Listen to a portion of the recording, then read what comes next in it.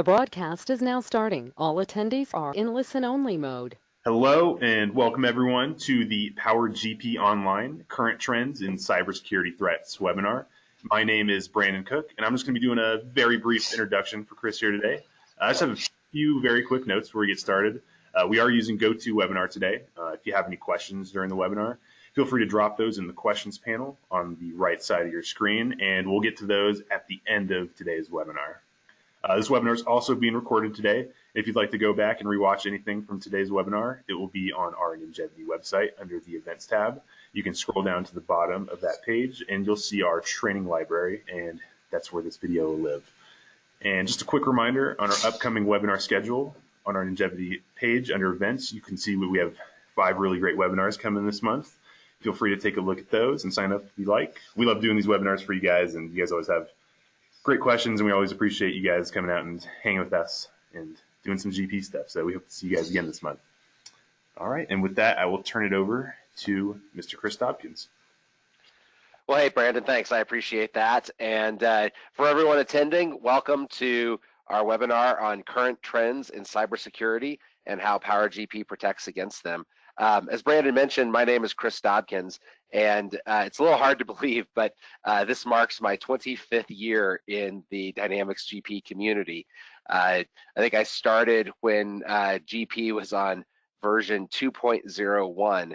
So it's been a lot of fun over the course of the years. We've gotten to know Dynamics GP extremely well, and I think that's one of the reasons why we've been so good at taking Dynamics GP to the cloud with our PowerGP Online suite of products. Our mission at Ingevity is to improve the life and success of our partners and customers by providing exceptional business application experiences that simplify, inform, and delight. Our passion is really about delivering those exceptional experiences, and that's been a big part of why we developed PowerGP Online, why we work so hard at innovating and making it easier and simpler to use and a more delightful experience. But it's also a big reason why we've invested so heavily in PowerGP Protect, which is our suite of security products that really serve to ensure that we keep your data safe and secure, and we have the most secure cloud for Dynamics GP. Our agenda today, we've got a lot to cover. I'm going to start talking about some of the threat trends that are in market, and then we're going to dive a little deeper into some of the security things that you should be doing to protect your perimeter, your network, and your data. I also want to talk about backup strategies, disaster recovery plans, and password policies. Password policy is going to be really interesting. We've just gotten some updated guidance from NIST, the National Institute that talks about how we should construct our password policies. That really changes the game on how we've all learned to do passwords. So I'm really excited to talk about that. And then I'm going to talk about PowerGP Protect in a little more detail, more specifically about what it is and how it really helps keep your data and your systems secure. And then finally, I'm going to have some go-dos for you, because I think as we go through some of this agenda today, I don't want to leave you with all the scary information without giving you some things that you can go do right now to protect yourself, because it is pretty scary out there how our digital enemies are really innovating every day and coming up with new and creative ways to get into your systems and get at your data. So I want to start with some of our potential attack vectors. These are some of the ways that the bad actors try to interrupt through technology what you as a business are trying to accomplish, or attempts to monetize your personal information. So one of the first and one of the longest standing attack vectors is a denial of service attack. This is not involving a hacker actually getting into your network or getting into your data. This is just simply a brute force attack against your firewall that overwhelms your firewall's ability to respond and ultimately causes your firewall to crash. Imagine that you have an e-commerce website and a group of hackers want to disrupt your business without having to steal a single password or get into any systems. If they can hit your firewall hard enough, they can bring your website down so you aren't able to transact. This is just something that happens purely from the outside of your network. The next big attack vector that we're seeing, and this is something where we've seen really take off in the last couple of years, is phishing attacks. These are those emails that you get that have that kind of look like they're legit. It kind of looks like it's from UPS, and it has a link that says click here to track your package, or it looks like it's from Office 365, and it says your emails are not being delivered. Click here to fix this problem. Or it's maybe an email that's from somebody that says, hey, your invoice is attached. Click here to open it. But of course, these emails aren't actually what they purport to be. They're just tricks, illusions designed to get you to click on that link or open that file so that some malware can be installed on your computer. And then we're going to talk a little more about malware in a few minutes. The next big attack vector is open firewall ports. What this means is you have a firewall. It's there to protect your internal network from the outside. But if your firewall hasn't been configured to lock down all these ports, and it has thousands and thousands of ports that are on it, if those ports aren't locked down, a bad actor can do a port scan of your firewall. They can find the ports that are open, and they can start working to exploit them. So the fewer ports that you have open on your firewall, the more secure that your network is.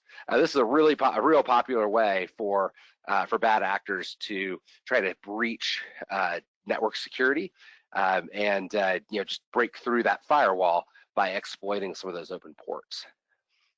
Now, another one, I find this one to be really interesting. This is called a SQL injection attack. And we actually discovered this the first time we hired a group of white hat hackers to come in and review our cloud environments. They found a couple of IIS web servers that were that were designed in a way that a bad actor could exploit the SQL injection attack method. And these were websites. We were providing websites to customers, and the customers had developed these websites on their own.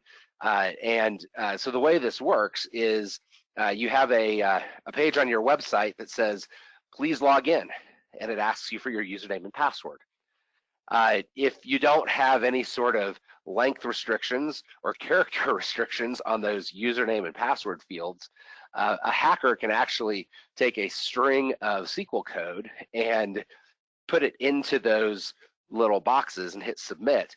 And when your database server on the back end does the work to go see if that user exists in the database, the script that it's supposed to run gets interrupted by the script that the bad actor has put into the login fields, and that can provide the bad actor with access to your SQL server. There's some real easy ways to mitigate this, but if you don't know about it, you don't know you need to mitigate for it. So this is something, if you've got a website that's been custom built, something you might want to look at.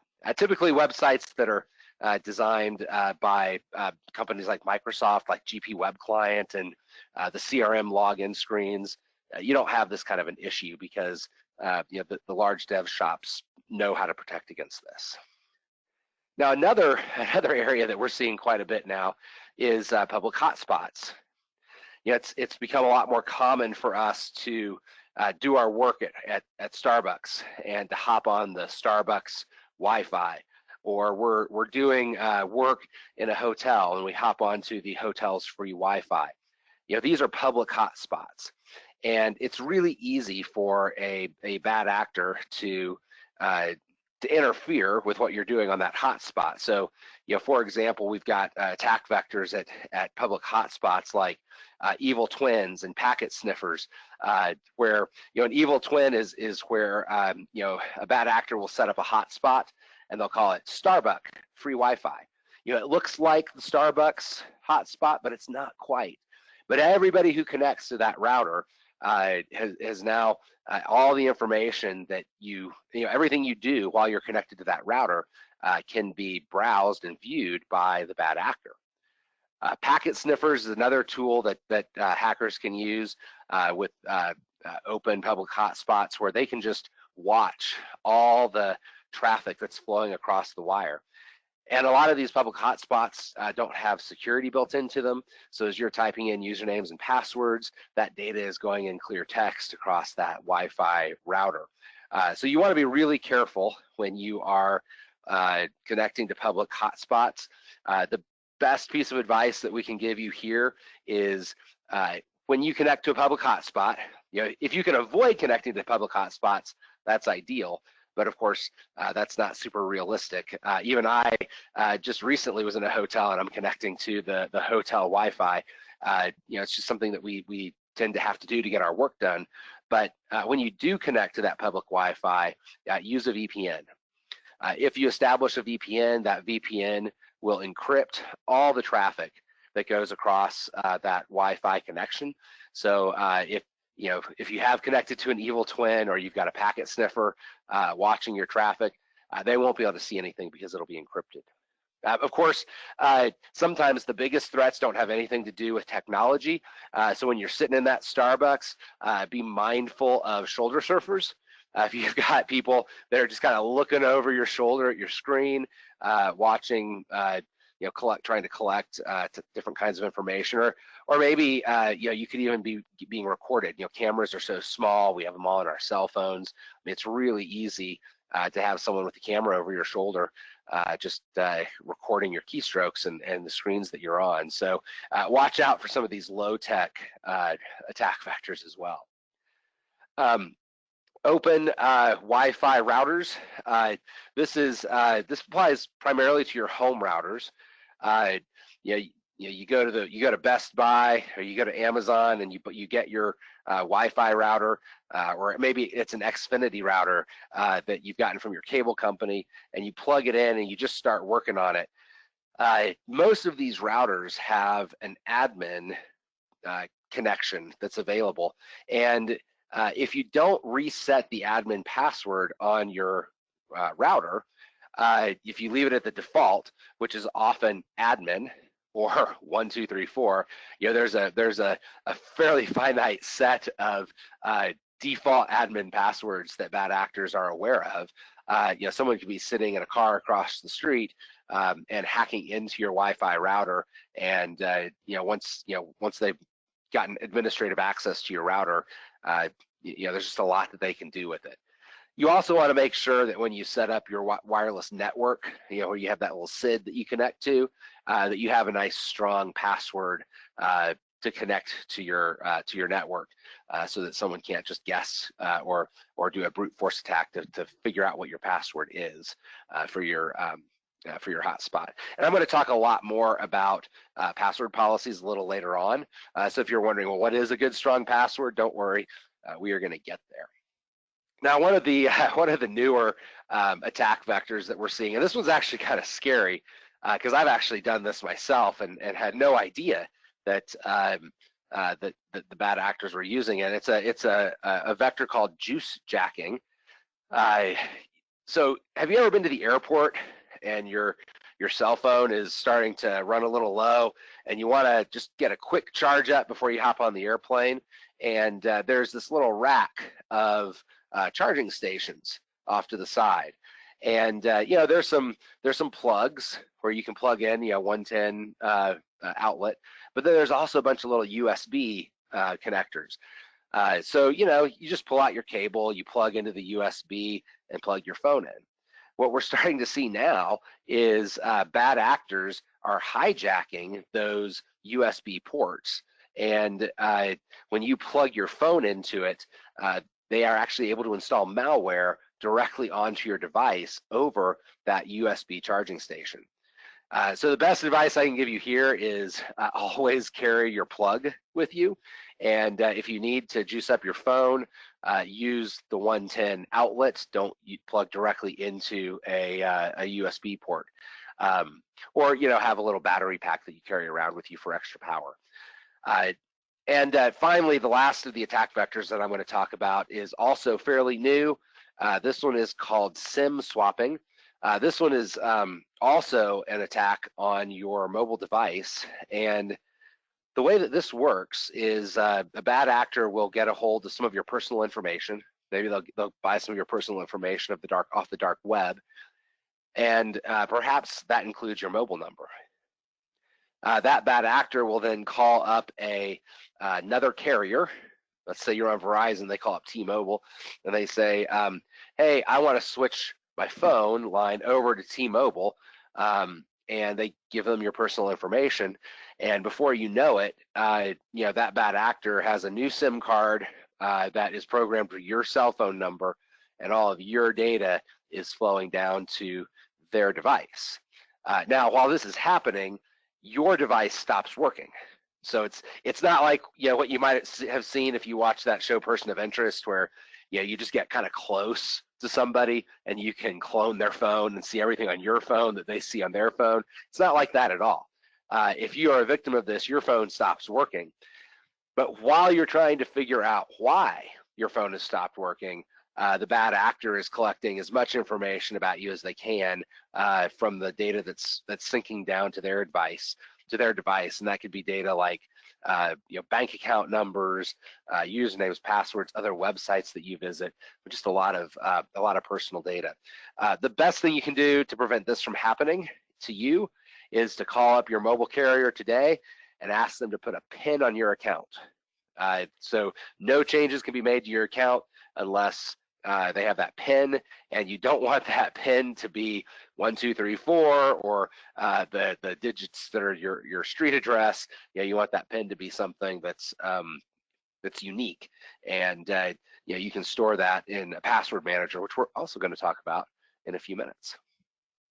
So these are some of the attack vectors that we're seeing out there, and of course, every day the bad guys are being innovative and creative, and they're finding new ways to get at us. So, this isn't the kind of thing where you can attend a seminar like once and be done with it.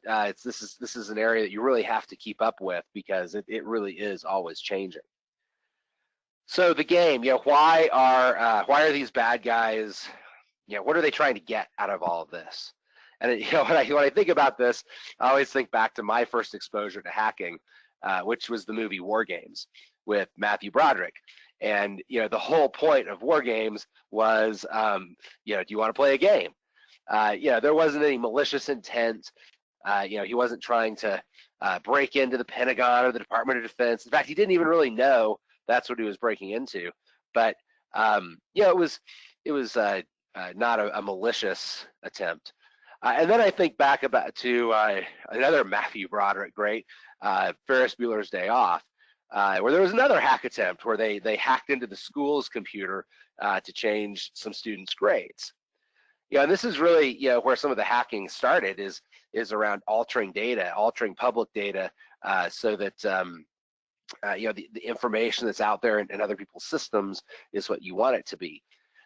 Then we started doing data mining, and this is the practice of trying to get as much personal information as we can about an individual, and then we can take that information, post it on the dark web, and sell it.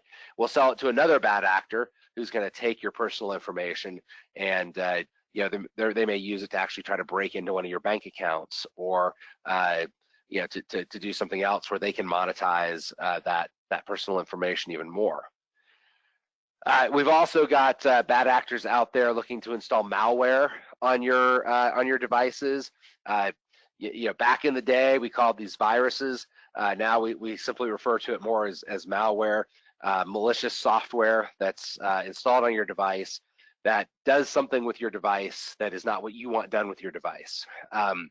There was just a new malware attack that Microsoft exposed recently, where the malware really didn't do anything malicious at all. It just took over some of your computer's resources so it could mine Bitcoin. It didn't hurt your computer at all, but it was using your computer to help somebody else make money. Of course, there are also other kinds of malware that are dangerous. One of the most popular types of malware that we're seeing now is ransomware, because this is now one of the easiest ways to monetize the hack. There have been other ways to try to do this, blackmail and things like that, but now, these bad actors can install this malware on your device that will encrypt data on your device. If it's personal data, it might go out and encrypt all your photos that you have on your computer, and then they're going to want you to pay money in order to regain access to your photos. In business, we see it encrypting entire servers, getting into your backup channels and encrypting your backup files. This can just leave you in a really bad place. And of course, that's what the hackers want. They want you to be in such a bad place that you're hopeless.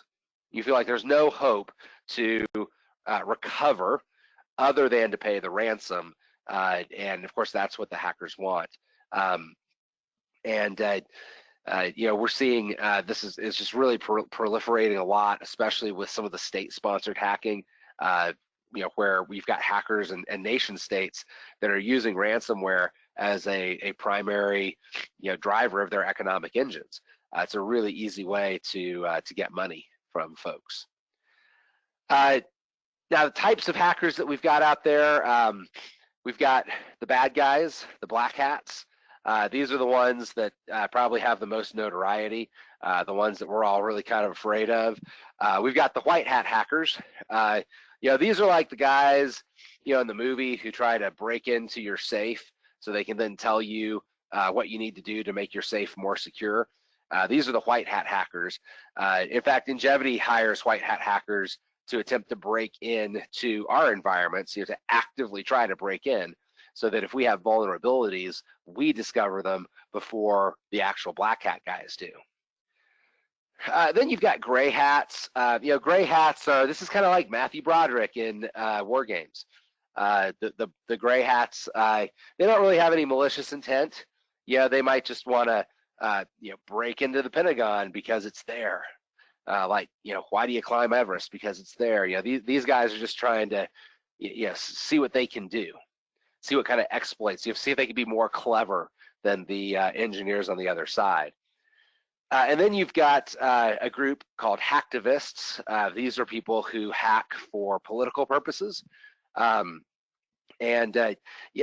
might be doing things like, typically they're not hacking for money. They're hacking for fame and notoriety. And the kinds of hacks that these guys typically do, they might hack into a political organization's website and replace the website content with different content. So when your constituents show up at your website, instead of seeing the information that you want them to see, they see the information that your opposition wants them to see. And also is typically done in a way to embarrass you and to get news attention, to make it flashy, because that's what they're looking for. They're looking for attention and notoriety. And then probably one of the most dangerous ones that we're seeing now, I mentioned this earlier, these are our state-sponsored black hats. I had an opportunity several months ago to sit down with a lady who used to work at the NSA, and she was talking about security and some of the various different roles she's played within the NSA, and was telling me how nations like North Korea that really have no economic engine at all. There's no GDP for North Korea. They don't have exports. They don't really have much industry to speak of. And so how does the nation of North Korea put money in its coffers to go out and build missiles and buy Kim Jong-il nice black suits? Where do they get all this money? Well, they get it from these state-sponsored hackers that the North Koreans have hired. She said they've got about 7,000 people in North Korea that wake up every day and they are trying to make money through hacking, whether that is breaking into our financial institutions and just stealing money electronically from banks, or if it's deploying ransomware to large organizations, really, anybody who has money. That's what they're looking for. And then these guys go home at night and, they got some free time and they decide to put some of their newfound hacking skills to use for their own personal benefit. And you get these little private hacker collectives of, folks that have gotten their skills and their training and their tools from the government of North Korea, and now they're out there trying to use those skills for their own benefit. So it's a real serious threat, and these people are solely motivated by money. They don't care who you are. We used to think that we had some security and anonymity, right? Well, yeah, I mean, my business is important to me, but it's not Amazon, right? Nobody in North Korea knows who my business is. Why would they target me? They don't even know who I am. And so, we thought that would protect us. But what we're seeing now is they don't care who you are. If you have a server in North America, if you have a business in North America, you are a big target to somebody in North Korea, where their currency is so devalued. You pay these guys a couple $1,000, and it could pay for another several years of their hacking efforts. So a real serious threat. Don't think that you're safe because no one really knows who you are. They can find you, and we have lots of stories of businesses just like yours and mine that have we may not have national or global notoriety, but we're getting hit by ransomware, and it's a big deal. So you hear a lot about these hacks and people getting personal information, but how does it all work? How does this all come together and potentially impact me? So I wanted to talk about that for just a minute. And usually the way this starts is through a big public data breach. We just last year Fitbit had a big data breach, and and so everybody who had Fitbits, their accounts potentially got compromised, and the hacker that hacked in and stole all that information, they post it up on the dark web. And typically the information they're getting, a lot of times it's just username and password combinations. If they can get a little deeper into the system, maybe they're getting your home address, maybe they're getting your work address, maybe they're getting your security questions, maybe even your social security number, depending on what sort of company they've broken into. But they put that information up on the dark web.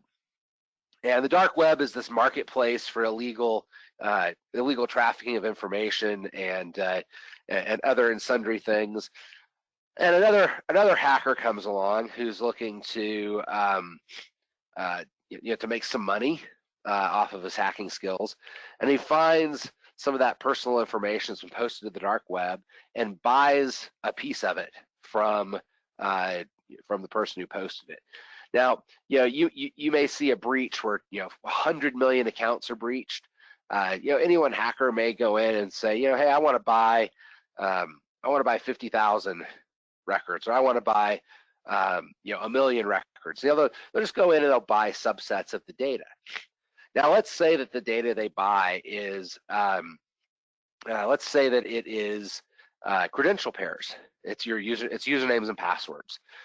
So what they've got about you, the only information they have about you is the username and the password that you use to log into your Fitbit application.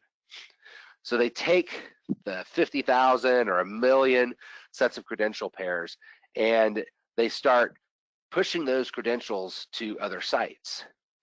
Maybe they go try Wells Fargo, and they just start running those usernames and passwords through Wells Fargo's website.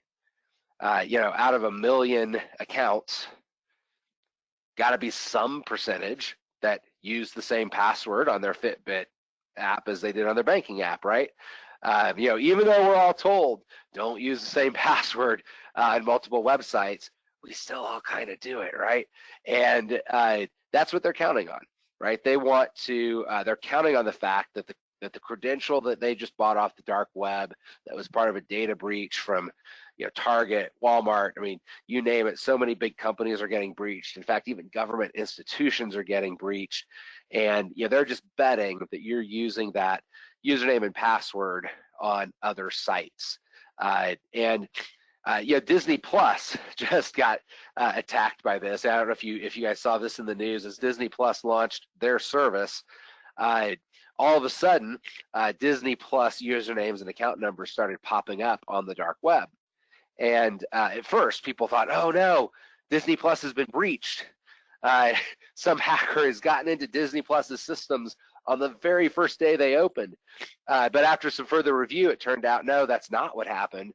What happened is somebody had stolen or had bought a bunch of credentials off the dark web that had been put there through some data breach, and started running those credentials against the Disney Plus site. And every single one that worked, they posted that back up onto the dark web. And so now, many people who had their Disney Plus account passwords changed by people who got this information, and their accounts were kind of taken over. Not a real high stakes thing, but it made some news, and it kind of gave Disney a little bit of a black eye there for a little while. This is why everybody says don't use the same password on every website. And you're probably thinking, oh God, how am I going to remember? If I have to have a different password for every website, how am I going to remember which password I use where? And don't worry, we're gonna talk about that in a few minutes and give you some answers there. So how do we protect ourselves? In this kind of scary world where so much information about us is already out there. We don't really know what's out there about us. What do we do? There's really, for us at Ingevity, there are really three pillars to protecting our customers' data. The first is security. Security is, these are all the active measures that we put in place. These are the walls that we build around our systems. These are all the things that we do to try to make it as difficult as possible for a bad actor to get through our exterior defenses. But it's important to note that security is a lot like birth control. It's not 100% effective, right? I mean, you'll never find any birth control method out there that says 100% effective. They're all like 99.9%. Even the bathroom cleaners, like the bubble bathroom cleaners, kills 99.98% of germs. Not 100%. Nobody wants to say 100%. But that's the way that it is with cybersecurity. We do cybersecurity because we want to make it as hard as possible for the bad guys to get in. We want it to be so hard that they're going to try for a little while and then say, you know what, there's an easier target out there, let's move on. But if you get somebody who's really persistent and they do find a hole into your systems, the next thing is backups. If somebody breaches your exterior defenses, your next primary method of recovery is backups. Making sure that you've got good backups, that you've got backups that are stored in a place that can't also be infected, and because those are the things that you have to go back to once you do have a breach. And of course, if the breach is significant enough, if it goes deep enough and broad enough throughout your business, then you want to make sure you have a good disaster recovery plan. So let's talk about these things for a minute. So I'm going to start with security. Now, when we talk about security, typically we like to, we get all caught up in the technology behind security, firewalls and encryption and yada, yada, yada. And we can get so caught up in that we forget to protect our office space. And if you've got an office where somebody can just walk in the middle of the day, walk up to somebody's desk, unplug their laptop, and walk out with the laptop, Is that a data breach? You bet it is. So, it's really important that as we talk about this, that we don't forget about the physical security of the places where our data is stored. So, if this is important to you, you want to make sure that you've got that you're securing the physical access to your sites, whether that's through badges or key cards, or sometimes just having somebody sitting by the door, a receptionist sitting by the door, is enough to deter somebody from trying to come in and just wander around the office. A great way to mitigate this is to train your staff to stop and talk to strangers.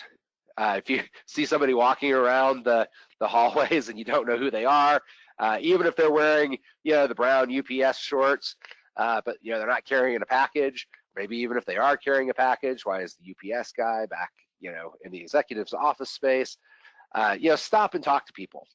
Make sure they have a legitimate reason for being there, and if not, politely escort them out of the office, because it is super easy for someone to walk in and pick up a computer, pick up your accounting server from under the CFO's desk and just walk out of the office with it. The next thing you need to be doing in securing your perimeter is when you get up from your desk, walk away from your computer, make sure you lock it. Unlocking our computers is getting so much easier now with technologies like Windows Hello. Get the little IR cameras on your laptops, so that it just has to look at the person's face, like Face ID on an iPhone, and it'll log in. So you don't have to hassle with typing in usernames and passwords over and over again.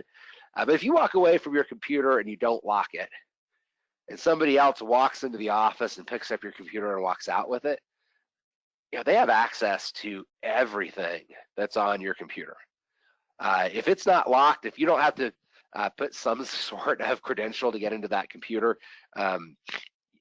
everything's gone. We've seen data breaches like this where somebody has an Excel spreadsheet on their computer with 10 million people's names and social security numbers on it, and that data breach occurred not through some complex immense hack, but because somebody got their hands on that computer and they were able to just look at the data. So make sure you lock your computers. It's a really easy thing. Lock your computers before you walk away from them. Not only will it help secure your data, but it will help prevent your coworkers from sending embarrassing emails from your computer when you're in the bathroom. So make sure you lock your computers. The next step is, now that we've made sure our perimeter is secure, we want to focus on securing our network. And the firewall is really the heart and soul of our network security. The firewall is what determines the amount of surface area on your network that is exposed to bad actors. How many ports are open? What kind of redirects are going through that firewall? How is your firewall transmitting and connecting the dots between data that's hitting it on the outside to the servers on the inside? This is a key component of the security of your system. And I will say, if your cable modem is your firewall, you do not have a firewall. Cable modems have they have a real light, they call it firewall, I'm using air quotes, that directs traffic through that device to multiple devices that are behind it. But these are not designed for security. They're not designed to keep somebody out who really wants to get in. So if you're in this situation, you want to get a real firewall in place as quickly as you can, and they're not expensive. You don't have to spend a lot of money on a firewall to protect your business's offices.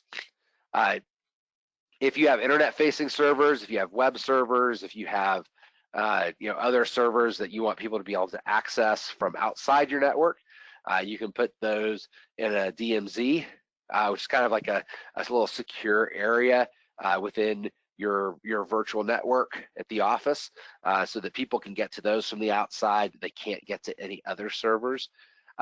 If you are using remote desktop in your business, and you are allowing your accounting users, let's say, to connect to remote desktop from home or on the road to your RDP server, do not deploy remote desktop without a gateway server.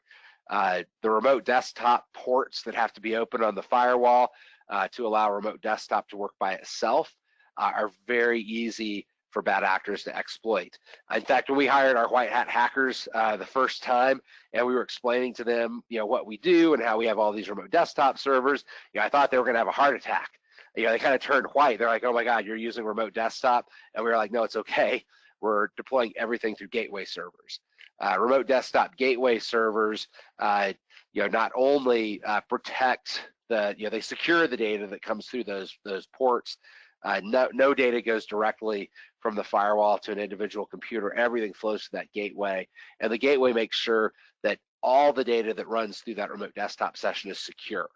If you don't use a gateway, not only do you have open ports that can be easily exploited, but when your users type their username and password in to log into the remote desktop, that data is actually transferred to the remote desktop server in plain text.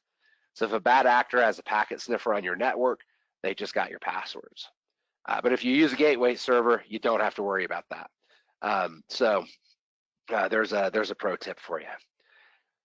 Make sure that you have all non-essential ports on the firewall closed. This is pretty easy to do for somebody who understands firewalls. Probably the most important thing here is don't DIY your firewall setup if you're not a firewall expert. This stuff has gotten so complex. 10, 15 years ago, this might have been something that you could take on as a DIY project, run through the wizard, next.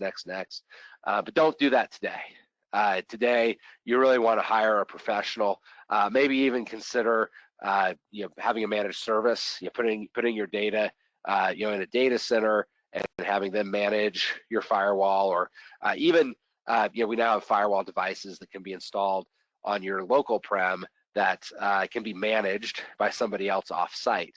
So as new threats emerge, they can be downloading updates to your firewall. They can be making security adjustments to make sure you're always up to date. Because this is another thing. If you put a firewall in 2 years ago and nobody's touched it in 2 years, you're probably not as secure as you think. Because this stuff changes so fast. I mean, you really need folks that are constantly staying on top of it and keeping it all up to date. So that's our data, or our network. Now let's talk about our data, because we also want to have our data secured. There are two types of data security that we talk about. It's in-motion encryption is the first. This is the encryption that protects your data as it moves across a wire. When I mentioned earlier about having a VPN on that Starbucks hotspot, that VPN is encrypting your data as it moves across the wire. So someone with a packet sniffer, or if you're connected to an evil twin, those people aren't going to be able to see your data because it's encrypted. Today, we're using 2040-bit SSL encryption. This is encryption that's so complex. It takes a billion years to crack it. You want to make sure that you're using this. Then we have at rest encryption. This is encryption that encrypts your data while it's sitting on your hard drive.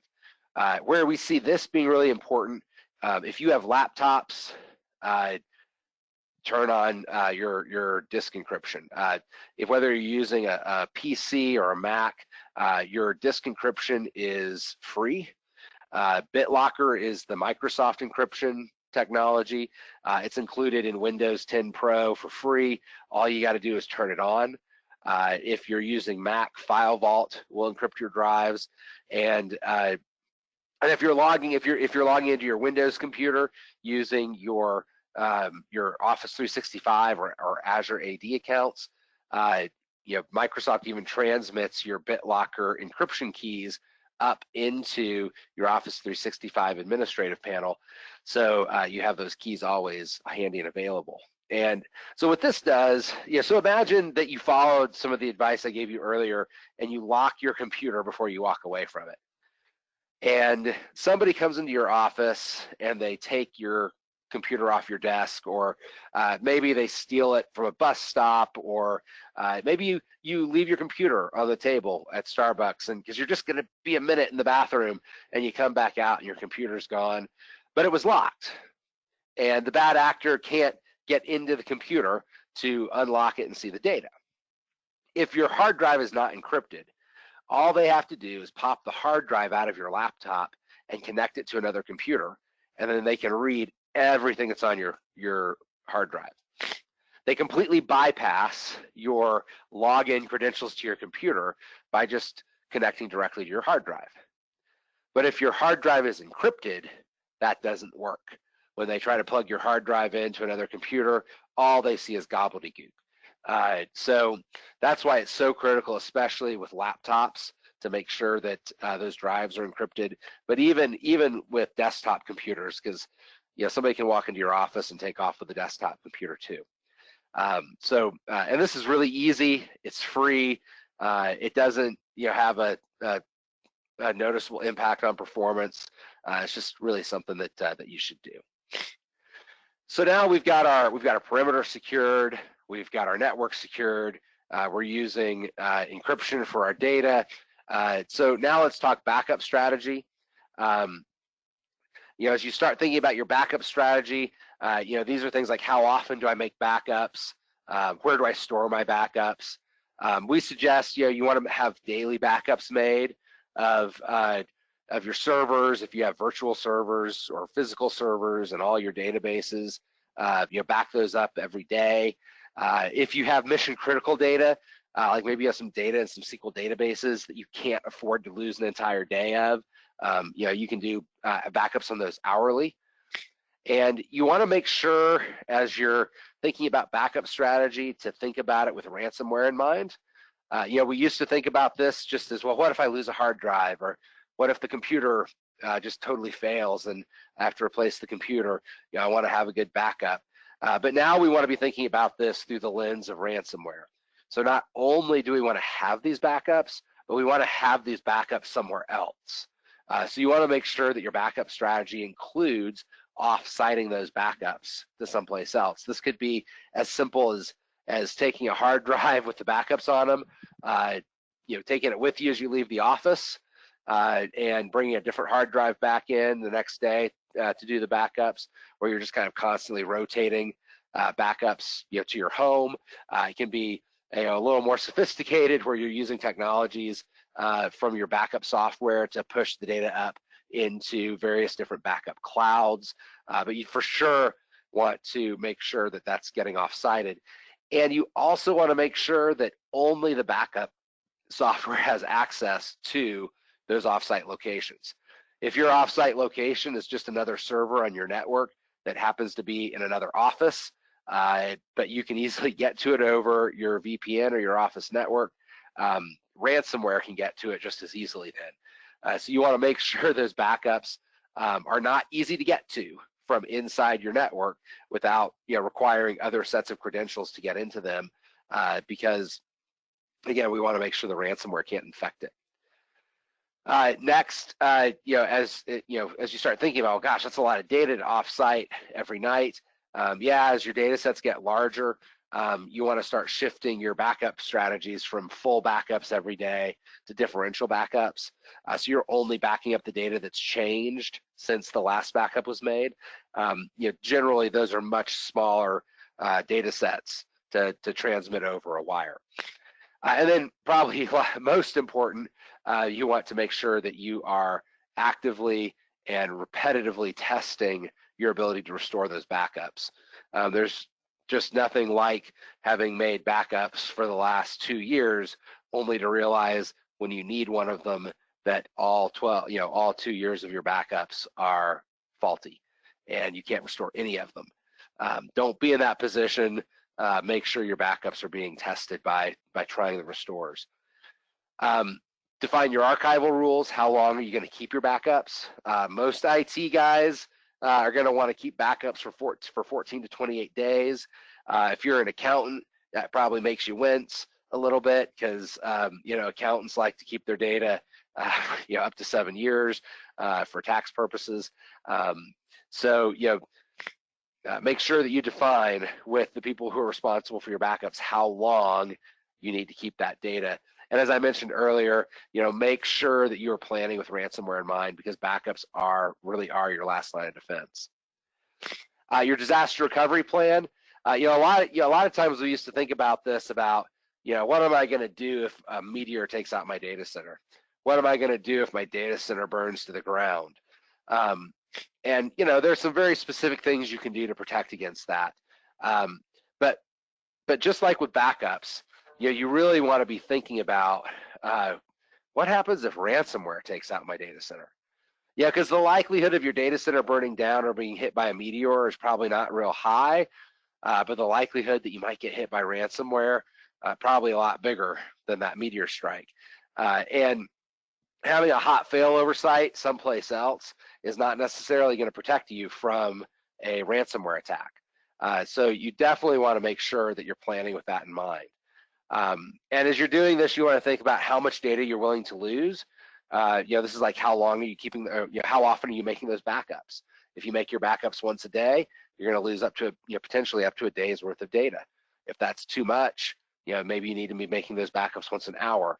So how much data are you willing to lose, and how long are you willing to be down? How much time are you willing to take from the moment that you realize your entire data center has been taken down by ransomware to when all your users are back up and productive again? These are some of the considerations that you want to think about as you build your disaster recovery plans. A lot of times in DR plans, we see these failover sites, hot and warm and cold failover sites.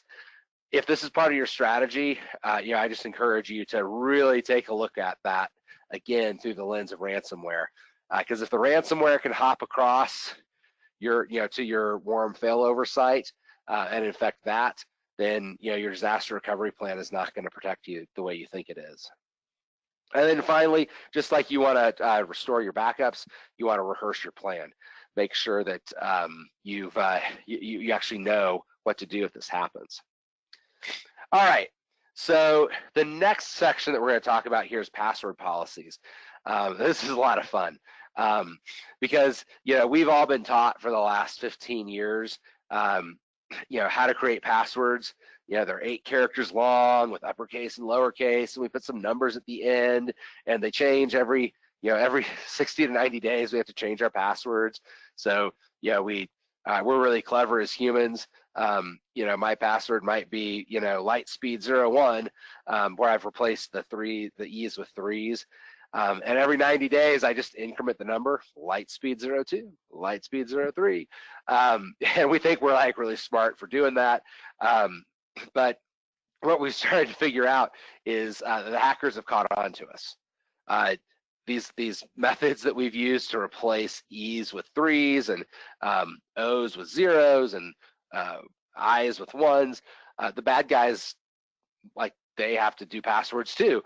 So they know about that. So it's actually not nearly as secure anymore as we used to think. And we've ended up creating these passwords that are really hard for humans to remember, but easy for computers to guess. I have this nice little cartoon that talks about some of our we're going to use a capital letter here, and we're going to substitute an O with a 0, and we have these things that we do, and then at the end we have a number that just increments every 30 days. A password like this, the way we've been doing it, if you had somebody doing a brute force password crack, they would be able to crack that password in about 3 days time. That's where we're at right now with the way we've all been taught to make passwords. And of course, it's really hard to remember, wait, which E did I replace with a 3, and which letter did I capitalize? So it's really hard to remember for us anyways. What we're being taught now is really, the complexity is not nearly as important as length. Length, it turns out, is the single most important aspect to how secure your password is. So NIST is now telling us 16 to 24 character passphrases using random words like correct horse, battery, staple.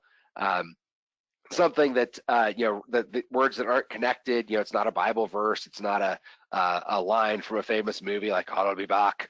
It's just random words that you can kind of put together. You can Kaiser Sose your office and come up with the right string of words that make sense to you. But like this password, correct horse battery staple, would take almost 600 years to crack. And as you notice, it doesn't have any capital letters. It doesn't have any special characters or numbers. I mean, it's just pretty straight up simple. That's going to take 600 years. So the new guidelines that we've gotten from NIST, and this is the National Institute of Standards and Technology. Their guidelines say, stop making people change passwords. Incrementing the number at the end doesn't really make it any more secure. In fact, it probably makes it a little less secure. They say no more complex passwords because it doesn't really make that much of a difference and it's harder to remember. So we end up writing it on a sticky note that we put on our monitor. They want it to be simple, long, and memorable. Correct horse battery staple is better than Troubadour 3. For example. Now, just to help lock this in for you, I've got some statistics here. So if you've got an 8-character password that's only numbers, the bad guys can crack that instantly. 16 characters that are numbers, it'll take a year. If you've got a password that's lowercase only, 8 characters can be cracked in 13 minutes. 16 characters takes 512 million years. That's all lowercase alphas.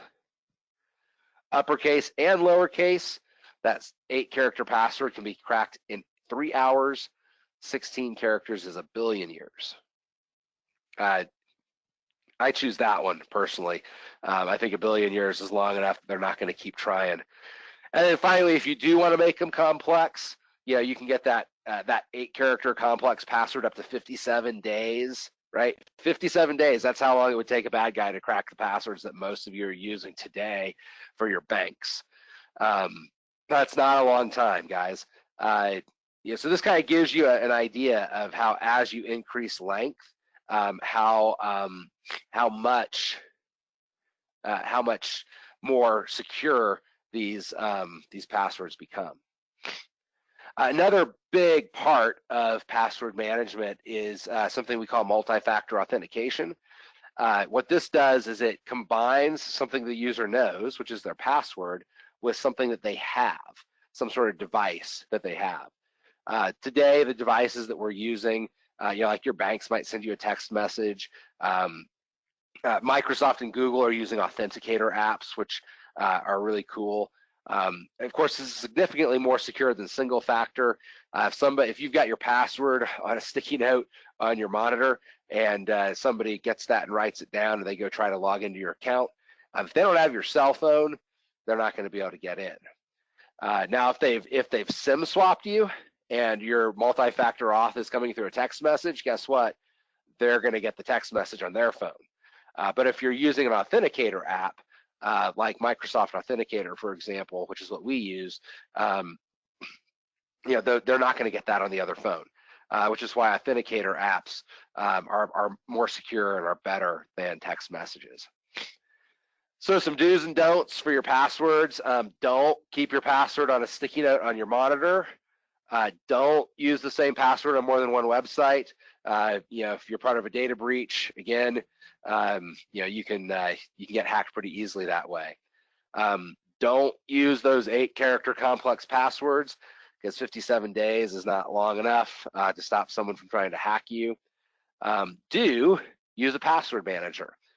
This is a tool that will help you manage that unique password for every site and app that you visit.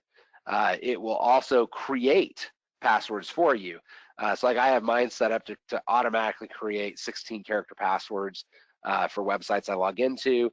It works on my computer, it works on my mobile device, cross platforms. So I've always got all my passwords with me. It's keyed off of facial recognition. You get a password manager. If you take one thing from this webinar, go get a password manager. It will save your technical life. Do start using the 16 to 24 character passphrases. Do lock your computer when you walk away from it. Yeah, these are absolutely things you want to walk out of this meeting and go do right away. So what is PowerGP Protect doing with all of this to help protect and secure your data? We have our 3 pillars from a cybersecurity standpoint. All of our servers are in an Iron Mountain data center where they are protected by manned security guards 24 hours a day, 7 days a week, 365 days a year. They have multiple levels of authentication to allow you in to the data center. They have man traps. The physical security is intense. They also have, fire detection, smoke particle detection systems that prevent fires. So we've got fantastic physical security around our physical devices. We're requiring multi-factor authentication for all of our admin users. We had a big company in our community get taken down by ransomware about a year ago. And the reason for it was an administrative account was compromised. Well, in our environment, a compromised admin account only gets you so far. You also have to have the mobile device, the Microsoft Authenticator app, in order to log in. We use advanced anti-malware tools. We have active threat hunting software that's actively looking for creative, new, innovative hack attempts. We have a cyber response team that as soon as our malware or threat hunting software fires off a warning, we have a team of people that comes in and really tries to mitigate and limit the damage that could be happening with that. And then, as I mentioned earlier, we have a team of white hat hackers that are constantly trying to break into our systems to make sure that they're secure. But, like we said, it's like birth control, it's not 100%. Next, we turn to our backup strategies. We routinely validate all of our backups to make sure that they're being backed up properly. We do real-time offsite replication to a backup cloud that is only accessible by our backup software. And we provide partners full access and control to our backup systems. So we're taking what used to be a black box where you just kind of had to trust us that, yeah, your stuff's getting backed up. Now you can actually go in and see when was the last backup made, has it been fully synchronized to the cloud yet? I want to make a backup right now or restore a backup. Our partners have the ability to do that for their customers, and we've given our customers the ability to upgrade, to add on the ability to have that same level of access and control. And finally, this is a little bit unique with us. We are looking at our backups through the lens of ransomware, so we can actually detect if ransomware has infected one of our devices by looking at the backups. So we know about it so much faster. So this creates a really interesting model for disaster recovery for us because we are backing everything up and offsiting it to the cloud in real time. Our backups in the cloud actually become our disaster recovery system. This gives us the ability to spin up customer environments directly from the backups that are stored in our cloud, or not our cloud, but in our backup cloud. So that's amazing. That's awesome. It means we don't have to do something else. We have these really secure backups that can become live systems. And we give our customers and partners the ability to upgrade their SLAs on these to get to 24-hour or 1 hour guaranteed have your servers back up. So it's a little bit expensive, but if time is money to your business, we have the ability to give you that guarantee to ensure that your systems come up really, really quickly. So what next? What are the things that I should do as soon as we walk away from this webinar? Number one, go buy a password manager app. Now I can't tell you what password manager app to go buy. I can tell you that Ingevity uses Dashlane. Dashlane was just recognized as PC Magazine's editor's choice for password management software. It comes with a VPN that you can use when you are at Starbucks or at a hotel. So if you're on a public hotspot, Dashlane has a VPN like that. It also has some great tools so you can share passwords with family members, so everyone has the Netflix password, and every time you change it, everybody has the most current version.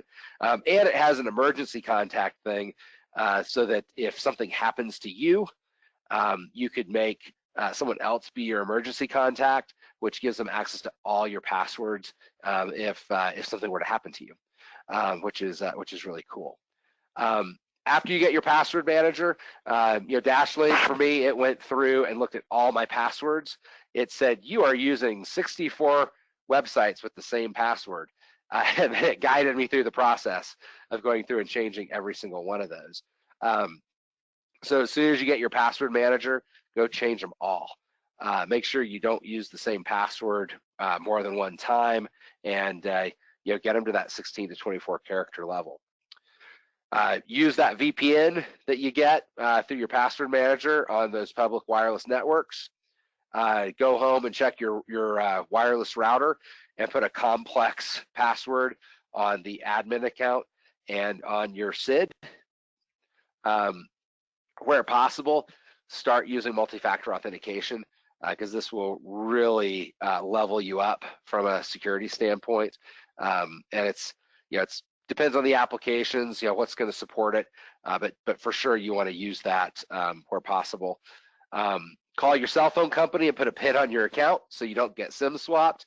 Carry your charging cables and plugs with you when you're at the airport so you don't get juice jacked.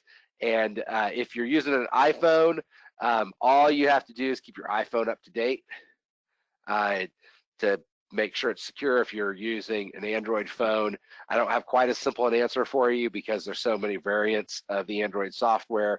So it's a little more complicated answer. And also make sure your Windows devices are constantly being updated. Most of the time when you see these hacks, these big data breaches, these viruses and malwares, they're being deployed to devices that are not up to date. They're running older versions of Windows, so they don't have all their security patches installed. If you stay up to date with your security patches, with your iPhone updates, the likelihood of you getting infected goes down significantly. And then finally, find a trusted partner that you can work with to help you navigate some of this stuff because it can be pretty complex. So I know I've gone over time. Thank you for sticking with me. I hope this has been a good hour for you of information. I'd like to open it up for questions. Brandon, do we have any questions from our audience today? We do have someone wondering if they could get the slide deck. With I can email if possible. Yeah, absolutely. Yeah, there's a lot more information in the slide deck. I've put additional information and URLs into the notes on the slides. So when you get the slide decks, make sure you check that out.